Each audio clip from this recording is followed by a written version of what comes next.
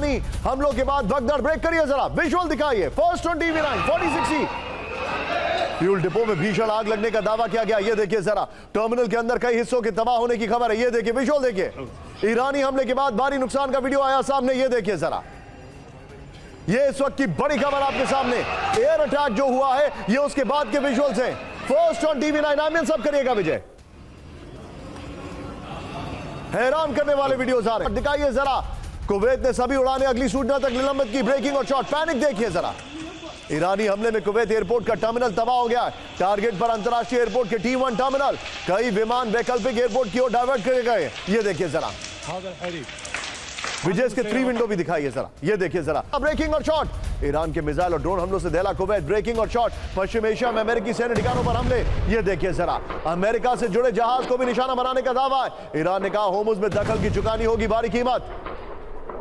ये देखिए विजय, आइए जरा 3 विंडो पर आइए, फिर 3 विंडो पर आइए। 50 जो उनके एंट्रेंसेस है उनको भी ठीक कर दिए 69 में से, और 30 जो उनके मिसाइल साइट्स हैं 33 में से उनको भी वापस रिकवर कर लिया। तो कहीं ना कहीं उन्होंने ड्रोन और मिसाइल की क्षमता को काफी हद तक वापस रिकवर कर लिया। और एल समेन बेस पे क्यों हमला किया? क्योंकि वो एयर ऑपरेशन सेंटर है सेंट्रल कमांड का, और वहीं से एयर ऑपरेशंस अमेरिका लॉन्च करने की कोशिश करता है या वो कोऑर्डिनेट करता है। और जो 5th फ्लीट के ऑपरेशंस है वो कोऑर्डिनेट होते हैं बहरीन से। तो कहीं ना कहीं बहुत इंपॉर्टेंट ये दोनों टारगेट एक स्ट्रेटेजिक मैसेज था। और इसमें एक चीज तो मुझे बहुत क्लियरली नजर आ गई है कि ये ट्राइलैटरल क्राइसिस ऑफ इंटेंट है। ट्राइलैटरल क्राइसिस ऑफ इंटेंट, वो मैं क्यों कह रहा हूं? इसलिए पहले यूएस भी नहीं चाहता और ईरान भी नहीं चाहता कि ये एस्केलेट होके फुल फ्लेज्ड वॉर बने। वो लिमिटेड अटैक्स करेंगे और हो सकता है कि हफ्ता 10 दिन में शायद कुछ ना कुछ मेमोरेंडम ऑफ अंडरस्टैंडिंग भी हो जाए, अगर न्यूक्लियर इश्यूज पे कुछ ना कुछ इनका सहमति बनती है। लेकिन ये क्राइसिस ऑफ इंटेंट इसलिए है क्योंकि अमेरिका का जो इंटरनल और एक्सटर्नल प्रेशर है, उनके डोमेस्टिक कंडीशंस, उनकी अप्रूवल रेटिंग, उनके इन्फ्लेशन, और उसी तरीके से जो एक्सटर्नली ईरान जो इजराइल और अमेरिका आइसोलेट होते जा रहे हैं ईरान वॉर। सर आप मेरे साथ बने रहिए क्योंकि मेरे पास अभी जो विजुअल आ रहे हैं हम सर के साथ ही आगे बढ़ेंगे। आप कुछ कह रहे हैं sir, please complete it, please complete. हाँ, मैं एक ही चीज कह रहा हूं कि देखिए क्यों नहीं यूएस चाहता आगे, उसका बहुत क्लियर इंडिकेशन मिल गया था जब उस ट्रंप ने रिंग किया नेतन्याहू को, उसको क्लियरली अभद्र भाषा के अंदर बोला कि तुम ये युद्ध को बंद करो, यू आर क्रेजी। तो इसका मतलब है यूएस बिल्कुल भी इसको एस्केलेट नहीं करना चाहता। उन्होंने अपना स्वॉट एनालिसिस अच्छे से कर रखा है। ईरानी मिसाइलों की बारिश देखिए, विजुअल देखिए। फर्स्ट ऑन टीवी9 ये देखिए जरा, ओ हो विजुअल देखिए जरा, विजुअल देखिए। सड़क पर ट्रैफिक के बीच गिरी ईरान की मिसाइलें। ये देखिए जरा, डिफेंस सिस्टम ने कई मिसाइलों को किया इंटरसेप्ट। दिखाइए, वेल डन पीसीआर। ये देखिए जरा, धमाके की आवाज से थरा है कुवैत का बड़ा इलाका। ये देखिए जरा, विजुअल देखिए। विजय दोनों ब्रेकिंग, दोनों शॉट दिखाइए जरा। असेस कर सकता हूं, असेसमेंट ले सकता हूं। विजय इसके साथ वो जो 2 विंडो है एयरपोर्ट वाला वो भी दिखाएंगे बीच बीच में। सर मैं आपसे ये असेसमेंट लेना चाहता हूं, क्या ट्रंप को ये समझ में आ गया है कि ईरान जो है वो बहुत तेजी से रीग्रुप हो रहा है?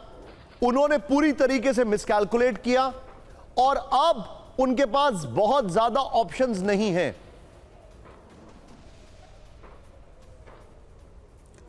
नहीं, आप बिल्कुल सही कह रहे हैं, उनके पास बहुत ज़्यादा ऑप्शन नहीं है। दुनिया की इकोनॉमी तबाही के मंजर पे है। He has driven the global economy towards recession. अगर यही चलता रहा तो ग्लोबल डिप्रेशन हो सकती है। अमेरिका के अंदर खुद ऑयल की प्राइसेस चढ़ी जा रही हैं। $2 प्रति गैलन थी, आज $4.5 औसतन, 5 और $6 कई स्टेट्स में पहुंच गई हैं। आपकी फूड प्राइसेस बढ़ रही हैं, फर्टिलाइजर प्राइसेस बढ़ रही हैं, मिड टर्म इलेक्शन आ रही है। Quite obviously he has to get an off ramp. लेकिन यहाँ पे हम देख रहे हैं कि Netanyahu is calling the shots. जितनी मर्जी गाली गलौज कर दी डोनाल्ड ट्रंप ने, एफ वर्ड का इस्तेमाल किया और कह रहा है कि you are getting Israel hated in the world. क्योंकि दुनिया ऑफ रैंप चाहती है साहब, दुनिया बस चाहती है। 93 दिन हो गए इस लड़ाई के और अंत होने का कोई आर पार छोर नहीं दिखाई दे रहा। ऑफ रैंप तो चाहिए, लेकिन इसके चलते देखिए ये एस्केलेशन भी होती जा रही है। रोज स्टॉक मार्केट्स में आग ना लगे, स्टॉक मार्केट्स में ब्लड बाथ ना हो, ऑयल प्राइसेस ऊपर ना चढ़े। डोनाल्ड ट्रंप मीठी मीठी गोली और चूरन देते हैं कि पीस टॉक हो गई, साइन कर दिया। अभी तक तो साहब साइन नहीं हुआ। उल्टा नेतन्याहू साहब seems to be calling the shots. ये लड़ाई बढ़ गई।